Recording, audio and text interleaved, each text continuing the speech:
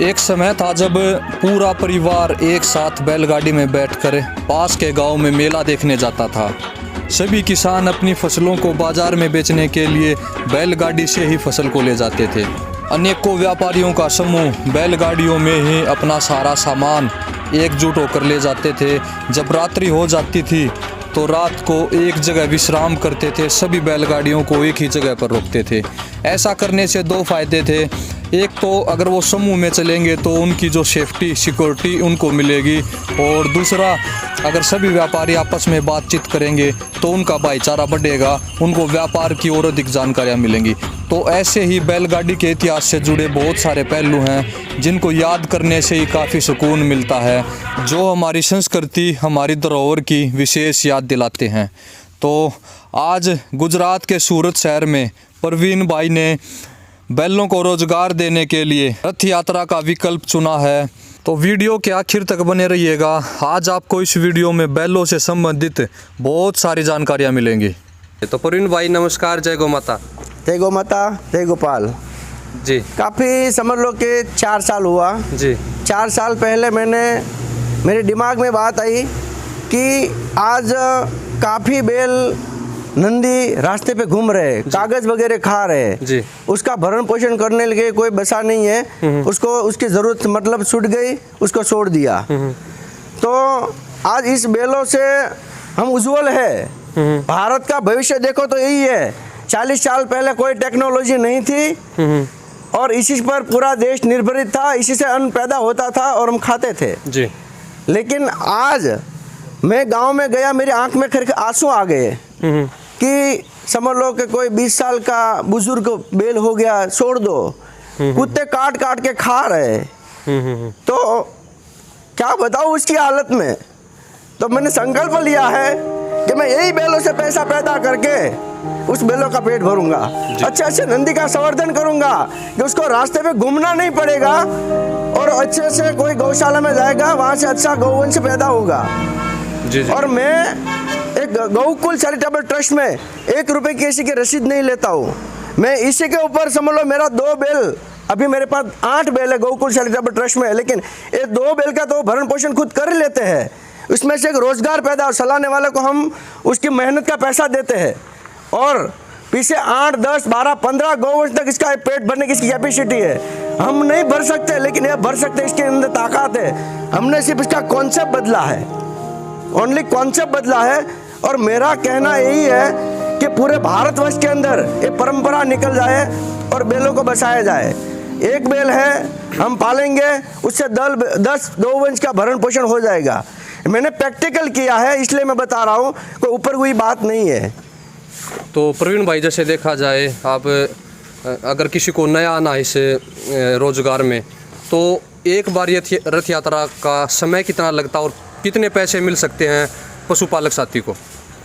वो समझ लो प्रसंग के हिसाब से लेते हैं। कोई धार्मिक प्रसंग है, क्योंकि हम धर्म से जुड़े हुए हैं। जी जी। तो हम धर्म के कार्य में आधा दाम लेते हैं। जी जी। सूरत के अंदर समझ लो इसका जाने आने का टोटल मिलकर 5 से 7 घंटा लगता है। तो करीब तक इसमें 11,000 रुपये में रसीद ली है। जी जी। 11,000 की जी। कि आपको गौशाला में 11,000 रुपया देना है। आपका प्रसंग होगा वो हमारे बैलों से हम करके दे देंगे आपको। जी जी, बिल्कुल बिल्कुल। और हम समझ लो कि मैं पहली बार सूरत के अंदर, हमारे सूरत वरासा एरिया के अंदर पहली बार जब गया था बैलगाड़ी लेके, तो एक ही साथ 50 आदमी के मुंह में से निकल गया वाह। तो हमने उसी दिन से संकल्प ले लिया कि हमको सूरत की जो जरूरत है वो अर्पण करना है। मेरे को कोई पहचानता नहीं है, मेरी पहचान इससे है। जी जी। तो मैं उसका आभारी हूँ बैलों का कि आज उसकी वजह से मेरे को लोग पहचानते हैं, मेरी वजह से इसको कोई पहचानते नहीं है। जी जी, बिल्कुल बिल्कुल। तो प्रवीण भाई जैसे कभी ऐसा भी हुआ है कि इतना ज़्यादा आपके पास जो काम आ गया कि आपके 8 बैल एक ही दिन गए हों सभी काम पे, कभी ऐसा हुआ है? हाँ होता है, बहुत दिन होता है। क्योंकि समझ लो अभी अगली साल की जो शादी की सीजन चल रही है, हमारे पास अभी ऑर्डर लेने की जगह नहीं है जी। कोई तारीख के अंदर ऑर्डर लेने की जगह नहीं है। तो हमको एक ही रिक्वेस्ट करना है भारत देश के सब नागरिकों को कि आप भी एक कार्य करो, हम आपके साथ हैं। ये गौकुल चैरिटेबल ट्रस्ट पूरे भारतवर्ष में नहीं पहुंच पाएगा। ये हमारा कॉन्सेप्ट नहीं है कि बैल को कैसे यूज किया जा सकता समय के हिसाब से जी। तो कॉन्सेप्ट बदल के अच्छे से हम जो गौवंश है उसका भरण पोषण भी कर सकते हैं। जो बैल रखड़ रहे हैं, रास्ते पे घूम रहे जी। हैं, उसको हम पाल सकते जी। हैं और हमारी संस्कृति, हमारा धर्म और हमारा पैसा बचा सकते हैं। जी जी बिल्कुल बिल्कुल। तो यहाँ पर प्रवीण भाई ने काफ़ी अच्छे से बताया कि किस प्रकार उन्होंने शुरुआत की कि हम बैल को बचाएं और किस प्रकार एक बैल की जोड़ी 10 बैलों का पेट भर सकती है। खुले खेतों में घूमते बैल, इन बैलों का शोषण नहीं किया जाता। जब इनको काम मिलता है तब इनको सवारी के लिए लेकर जाया जाता है। बाकी जो खाली समय रहता है उसमें इन बैलों को इस तरह से छोड़ दिया जाता है खुला चरने के लिए। यहाँ पर विभिन्न प्रकार की जड़ी बूटियाँ खाएंगे, अपनी रोग प्रतिरोधक क्षमता बढ़ाएंगे, जिससे बैल कभी बीमार नहीं होंगे और लंबे समय तक काम दे पाएंगे। तो बहुत सारे साथी जो ज़्यादातर जो वीगन लोग हैं या फिर जो ऐसे लोग हैं जो जिनमें बहुत ज़्यादा भावना, वो बोलते हैं कि बैलों से खेती करना या बैलगाड़ी चलवाना इनको प्रताड़ित करने के समान है। तो ऐसा कदापि नहीं है। ये बैल उन बैलों से तो अच्छे हैं जो बैल सड़कों पर थैलियाँ खाते घूम रहे हैं, ज़मींदारों की लाठियाँ खाते घूम रहे हैं। कम से कम इनसे अगर काम लिया जाता है तो इनका अपने बच्चों की तरह, अपने परिवार के सदस्यों की तरह इनका रख रखाव किया जाता है, इन बैलों की सेवाएं की जाती हैं। बैल का जो पैसा आता है, समझ लो को सूरत के अंदर को एक्सीडेंट गाय होती है जी, तो समझ लो कि आज परिवार के लिए खर्चा करने के लिए लोग रेडी नहीं है, तो इसमें कौन देगा। जी जी तो हमने ऐसा सोचा कि हम इस बैलों का पैसा इसके अंदर यूज करें जी।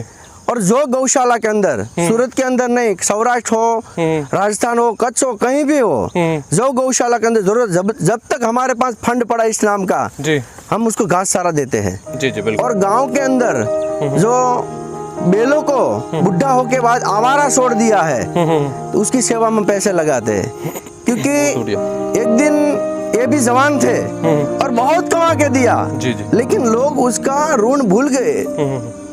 कहते वो बहुत दर्द हो रहा है, जी जी। लेकिन लोग इसका ऋण भूल गए जी जी। कि हमने उसको कमा के कितना दिया। फैक्ट्री वगैरह चल रही है तो किसके माध्यम से चल रही है, कहाँ टेक्नोलॉजी थी पहले, तो उसका दर्द हमसे देखा नहीं गया। और उसी दिन से हमने संकल्प लिया है कि हम इस बैलों के भरण पोषण, खाने पीने का व्यवस्था के लिए हम कुछ सूरत के अंदर करेंगे। और वही कॉन्सेप्ट के माध्यम से हमने बैलगाड़ी चालू किया है कि इस बैलों के माध्यम से कई बैलगाड़ियाँ चालू हुए और कहीं नर गौवंश का भरण पोषण हुए। जी जी जी बिल्कुल। तो जैसे आपके जो बैल हैं अब खुले में घूम रहे हैं, घास खा रहे हैं हरी भरी, तो कितने समय इनको खुला छोड़ा जाता है? इसको करीब तक 8-10 घंटा खुला छोड़ा जाता है। और जैसे दोपहर के टाइम में खाना खा के वो कहीं छाव में बैठ जाते हैं, पीछे वृक्ष लगा हुआ है, जी जी। वृक्ष के नीचे बैठ जाएंगे, फिर भूखे होंगे, फिर खाना लग जाएगा। तो क्योंकि काम का जब सीजन हो तब इनको खाने के लिए क्या क्या दिया जाता है? कामकाज के सीजन के हम पहले सुबह इसको समझ लो कामकाज पे भरपेट खिलवा देते हैं और कहीं भी जाए तो साथ में उसका खाना पीना साथ में व्यवस्था करके जाते हैं। बैल का हम कभी शोषण नहीं करते, उसको लकड़ी मार के चलाते नहीं है, उसको आराम से जाना, आराम से आना है। जी जी। और कोई भी बैल हम अपने पर प्रैक्टिकल करके देख लेवे, कोरोना समय के अंदर हम ओनली 2 महीने घर में बैठे रहे थे तो हमारी कैसी हालत हो गई थी। जी जी। तो कोई भी जीव है और चलने से उसको कुछ होने वाला नहीं है, जी जी। लेकिन उसकी मात्रा होनी चाहिए, उसका शोषण नहीं होना चाहिए, इसका रियली उपयोग होना चाहिए। हम आपसे विनती कर रहे हैं कि आपको जरूरत हो या नहीं हो, लेकिन आप ये वीडियो को आगे फॉरवर्ड करो ताकि हमारा एक गौधन है वो बचेगा। जी जी जी। और ये संस्कृति अपनी ऐसे मजबूत बनेगी और हमारे अकेले से तो बनने वाले नहीं, आपका सपोर्ट चाहिए। तो आप कृपा करके इस वीडियो को आगे से आगे शेयर करें और इस संस्कृति को बचाने के साथ के अभियान में आप जुड़े। जी जी। जय गौ माता, जय गोपाल।